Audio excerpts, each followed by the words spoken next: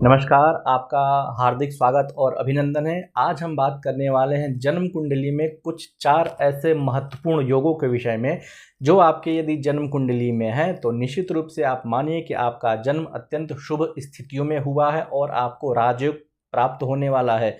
यदि ये 4 स्थितियां आपकी जन्म कुंडली में प्राप्त हो रही हैं अथवा इन 4 स्थितियों में से यदि कोई सी एक भी स्थिति यदि आपके जन्म कुंडली में है तो निश्चित रूप से आप धनवान होंगे और आपका जीवन सुख संपत्ति ऐश्वर्य युक्त रहेगा। मतलब आपका जीवन कष्टमय व्यतीत बिल्कुल नहीं होगा।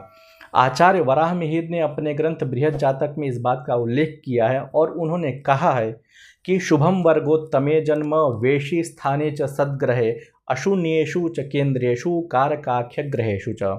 इनमें 4 योगों का वर्णन करते हैं और कहते हैं कि यदि किसी जातक के जन्म काल में यदि 4 स्थितियां उत्पन्न हो रही हैं अथवा इन चारों में से कोई एक स्थिति भी है तो ऐसा व्यक्ति ऐसा जातक निश्चित रूप से अत्यंत धनवान होता है और वह श्रेष्ठ पद को प्राप्त करता है।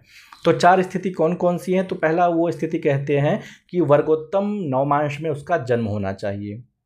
दूसरा वो कहते हैं कि वेशी स्थान में शुभ ग्रह होने चाहिए। तीसरा वो कहते हैं कि केंद्र स्थान में कोई ग्रह होना चाहिए और चौथा कहते हैं कि कारक ग्रहों में उसका जन्म होना चाहिए।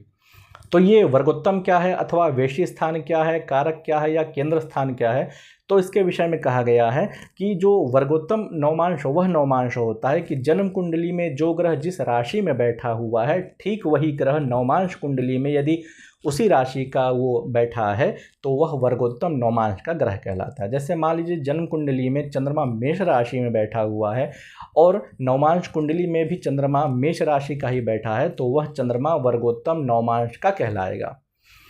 तो यदि 9 ग्रहों में से कोई भी एक ग्रह अथवा अधिक ग्रह नवमांश कुंडली में वर्गोत्तम नवमांश में है, मतलब जन्म कुंडली में भी वही है और नवमांश कुंडली में भी उसी राशि में है, तो ऐसी स्थिति में जन्म जो है शुभ कहा जाता है। तो ऐसा जातक अपने परिश्रम से अपने प्रारब्ध से अपने पूर्व कर्मों के द्वारा शुभ स्थितियों में जन्म लिया है और वह उसका जीवन अत्यंत शुभमय व्यतीत होगा। अपने धन से अपने बाहुबल से धन इत्यादि कीर्ति को वह प्राप्त करेगा। मतलब उसका जीवन विपन्नता वाला बिल्कुल नहीं रहेगा, हमेशा वह संपन्न रहेगा। तो पहला नियम यही है कि वर्गोत्तम स्थान में जन्म होना चाहिए, वर्गोत्तम नवमांश में जन्म होना चाहिए।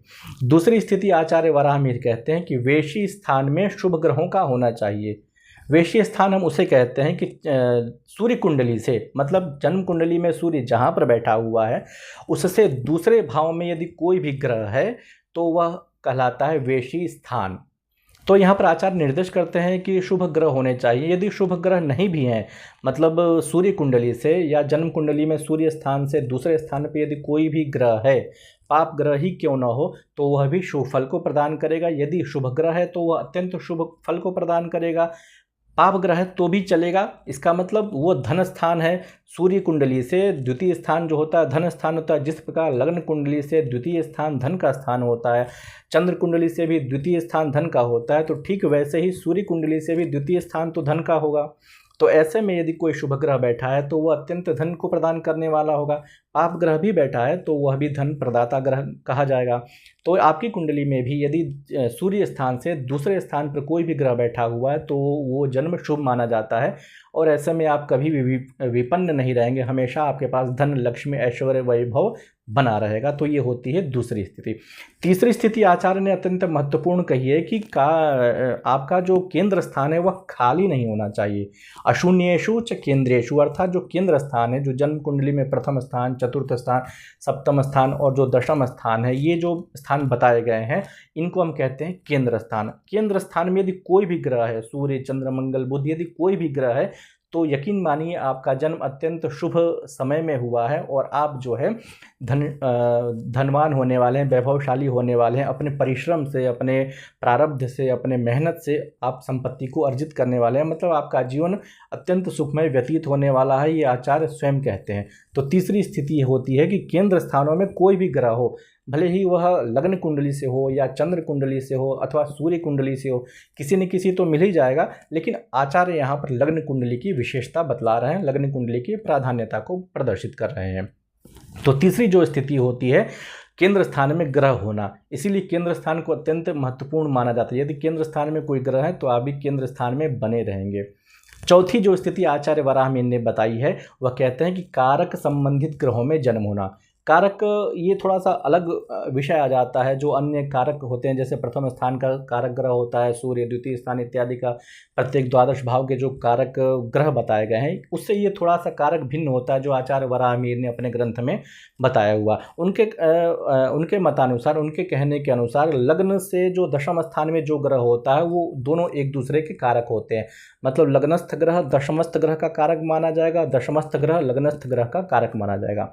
तो किसी भी ग्रह से दशम स्थान में कोई भी यदि ग्रह है तो वह कारक संज्ञक ग्रह माना जाता है। और ऐसी स्थिति में जन्म होना, भले ही वह ग्रह कहीं भी बैठा हुआ, लग्न कुंडली में कहीं भी पंचम स्थान दशम स्थान कहीं भी बैठा हुआ, लेकिन उससे यदि दशम स्थान में यदि कोई ग्रह बैठा हुआ है तो वह शुभ माना जाता है, कारक माना जाता है। क्यों? क्योंकि जो दशम स्थान होता है वो होता है आजीविका का, राज्य पद का, मान सम्मान का। तो इसीलिए किसी भी ग्रह से कोई भी ग्रह यदि दशम में बैठा हुआ है तो वह कारक संज्ञक ग्रह माना जाएगा, और वह ग्रह उस दूसरे ग्रह को सपोर्ट करेगा, उससे वह आजीविका को प्राप्त करेगा।